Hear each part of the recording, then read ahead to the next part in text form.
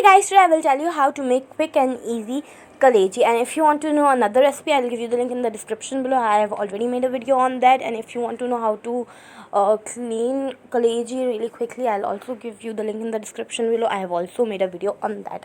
So first I have taken half kg kaleji and I have put 3 tablespoons of coriander powder and 2 tablespoons of chili flakes and 1 tablespoon of garam masala, and then I am going to add 1 tablespoon of red chili powder. You can increase or reduce the amount of spices according to your taste, and half teaspoon of turmeric powder, 1 tablespoon of black pepper powder. And now I'm mixing all the masalas with the kaleji together, and when they are completely mixed I'm going to leave them to marinate for 5 to 10 minutes. And on the other hand, I have taken a pan and I have put oil in that and 1 tablespoon of white zira.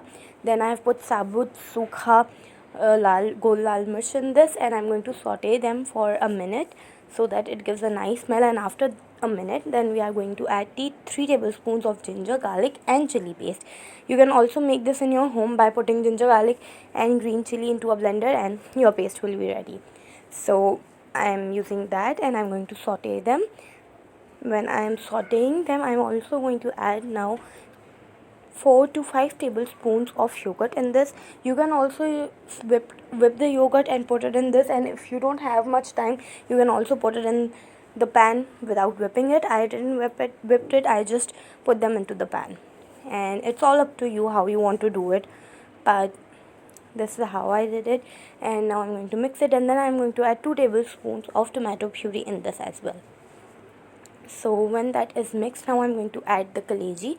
It has been marinated for 10 to 5 minutes, and now I've put it in the pan, and now I'm stirring it nicely and mixing all the ingredients well. And now I'm going to add 1 cup of water in this, and then going to close the lid and let it cook for 10 minutes. And after 10 minutes, here it is, it's ready. You must be wondering why didn't I put salt in this. I purposely didn't put salt in it because salt will harden the kaleji, and if you want soft kaleji you should always add salt in the end. So that's why now it's the end, so I'm adding salt and garam masala in it. Garam masala is 1 teaspoon and salt as per your taste. I have put 2 teaspoons, but you can put as per your taste. And now I'm going to mix them. Then I'm going to add kasuri methi on the top, and please put all these ingredients when you are ready to eat. So don't put them before, put them when you are ready to eat. So I have put all the masalas and everything in it, mixing it together.